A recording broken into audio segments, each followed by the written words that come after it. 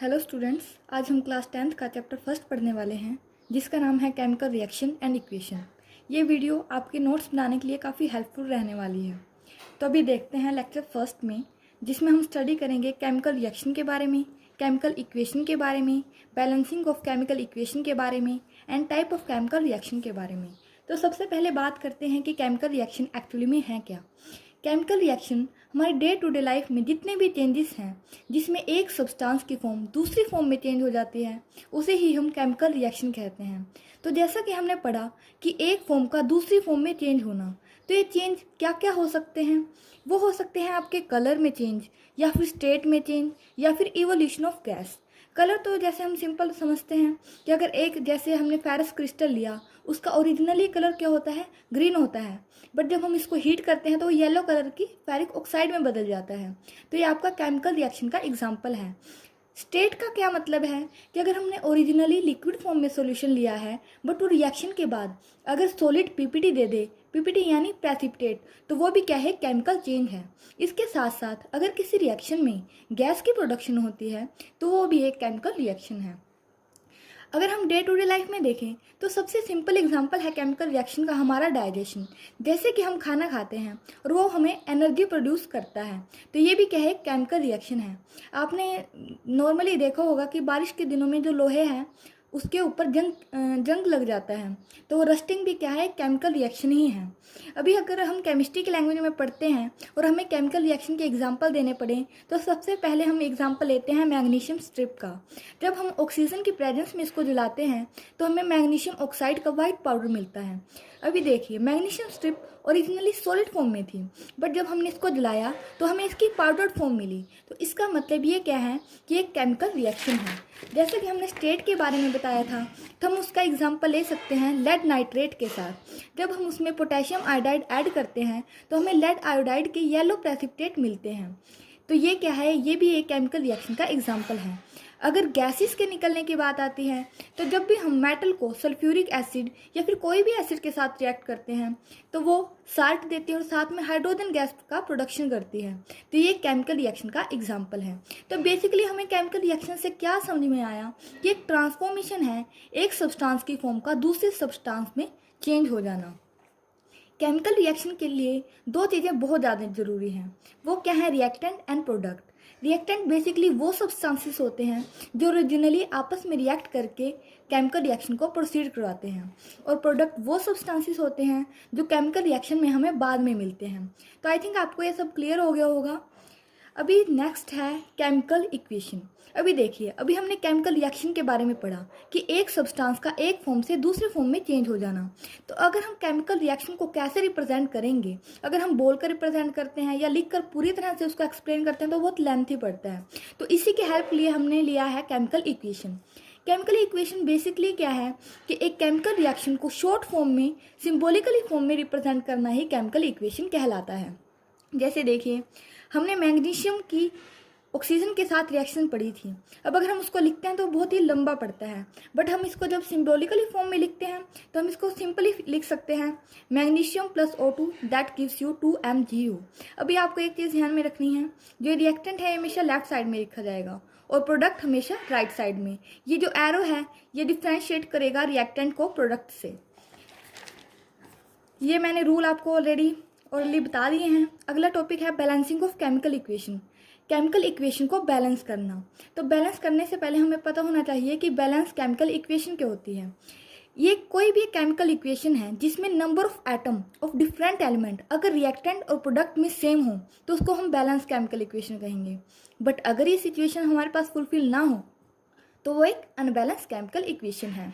For example, हमने potassium chlorate लिया और जब उसको हीट किया तो हमें पोटेशियम क्लोराइड और ऑक्सीजन मिलती है। अब यहाँ पे देखिए, यहाँ पे पोटेशियम का एक ही एटम है, यहाँ पर भी एक है, क्लोरीन यहाँ पे एक है, यहाँ पर भी एक है, बट यहाँ पे ऑक्सीजन के 3 एटम्स हैं और यहाँ पे ऑक्सीजन के 2 एटम्स हैं। तो इसका मतलब क्या हुआ कि ये एक अनबैलेंस केमिकल इक्वेशन है। अगर एक भी एटम की यहाँ पे जो कंसिस्टेंसी है वो अलग है तो इसका मतलब क्या है, ये एक अनबैलेंस केमिकल इक्वेशन है। अब बाद में जब हमने इसको बैलेंस किया तो यहाँ पे देखिए, यहाँ पे पोटेशियम के 2 एटम हैं, क्लोरीन के 2 एटम हैं, ऑक्सीजन के 6 एटम हैं। अब आपको कैसे पता चला कि यहाँ पे कितने एटम हैं? आप पहले सबस्क्रिप्ट देखिए। पोटेशियम के नीचे क्या है? कुछ नहीं है। इसका मतलब क्या है? यहाँ पे 1 है। 1 की मल्टीप्लिकेशन हम इसके कोफिशिएंट के साथ करवाएंगे, वही उसके नंबर ऑफ एटम होते हैं एक रिएक्शन में। अभी आप देखिए बैलेंस कैसे करते हैं केमिकल इक्वेशन को। बेसिकली हमने एक रिएक्शन ली है सल्फर डाइऑक्साइड की हाइड्रोजन सल्फाइड के साथ, जिसमें हमें सल्फर मिलता है और वाटर मिलता है।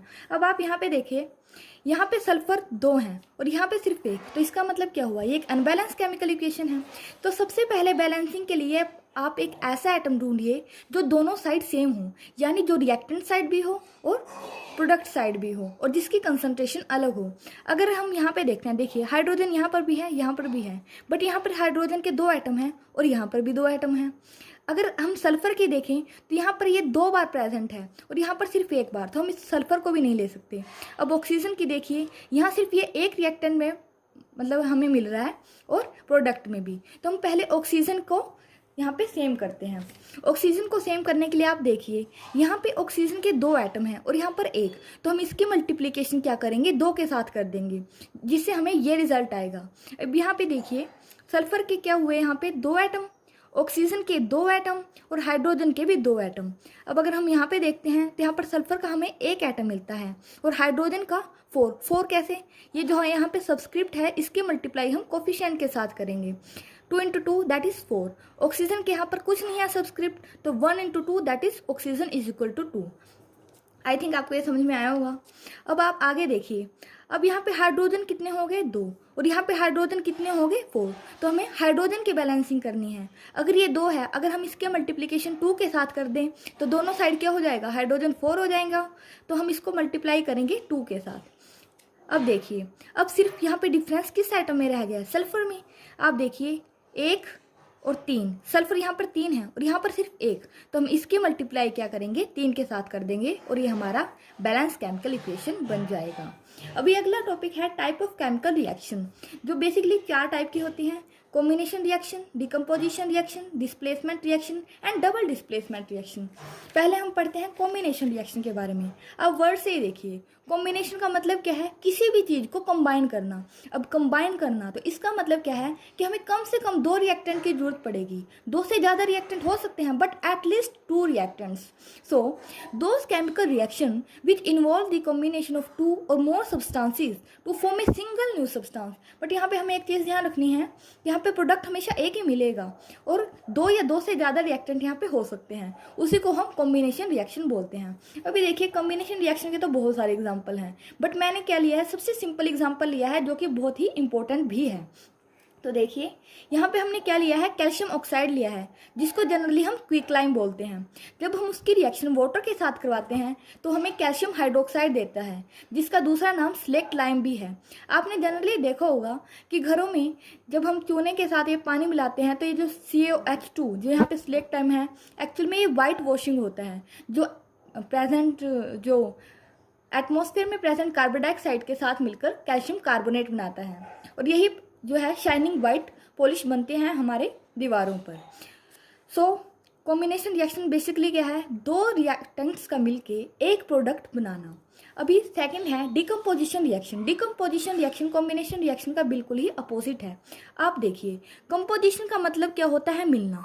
जब यहाँ पे लग गया डीकम्पोजिशन मतलब किसी भी कंपोजिशन को तोड़ना, तो ये वो केमिकल रिएक्शन है जिसमें एक कंपाउंड 2 या 2 से ज़्यादा सिंपलर सब्सटेंसेस में टूटता है। अब यहाँ पे एक चीज़ और देखिए, डिकम्पोजिशन रिएक्शन हमेशा तब होगी जब हम इसको एनर्जी सप्लाई करेंगे। अब ये जो एनर्जी है ये हीट की फॉर्म में भी हो सकती है, लाइट की फॉर्म में भी और इलेक्ट्रिसिटी की फॉर्म में भी। अभी हम तीनों का एग्जांपल देख लेते हैं। सबसे पहले देखते हैं थर्मल डिकम्पोजिशन। थर्मल का मतलब क्या है कि हमने उसको एनर्जी प्रोवाइड की है इन दी फॉर्म ऑफ हीट। तो जैसे मैंने स्टार्टिंग में आपको बताया था, जब हम फेरस सल्फेट के क्रिस्टल को जो ओरिजिनली ग्रीन कलर के होते हैं उसको हीट करते हैं तो उनमें से जो वाटर है वो रिड्यूस हो जाता है और हमें फेरिक ऑक्साइड मिलती है, जिसका कलर क्या होता है? येलो, और साथ में सल्फर डाइऑक्साइड और सल्फर ट्राइऑक्साइड मिलती है। तो ये हो गया हमारा थर्मल डिकम्पोजिशन। अभी नेक्स्ट है इलेक्ट्रोलिटिक डिकम्पोजिशन रिएक्शन, इसका मतलब क्या है कि हमें एक डिकम्पोजिशन रिएक्शन करवानी है, बट कैसे? By passing electric current. जैसे कि हमने वाटर लिया, वाटर में जब हम करंट पास करवाएंगे तो हमें दो गैसेस मिलेंगी, और वो कौन कौन सी हैं? Hydrogen and oxygen. Third one example is decomposition in presence of sunlight. Sunlight की प्रेजेंस में भी डिकम्पोजिशन हो सकता है। देखिए, अगर हम सिल्वर क्लोराइड लेते हैं जो जनरली वाइट कलर का होता है, और अगर हम उसको सनलाइट की प्रेजेंस में छोड़ दें तो थोड़ी देर बाद वो सिल्वर कलर में चेंज हो जाता है। क्यों? क्योंकि वो सिल्वर बन जाता है सिल्वर क्लोराइड से, और जो क्लोराइड है वो क्लोरीन गैस में कन्वर्ट हो जाते हैं। आई होप आपको ये सब समझ में आया हो। आप प्लीज़ एक बार वीडियो को दोबारा से देखिए, आपके जो भी डाउट्स हैं वो क्लियर हो जाएंगे। Thank you very much.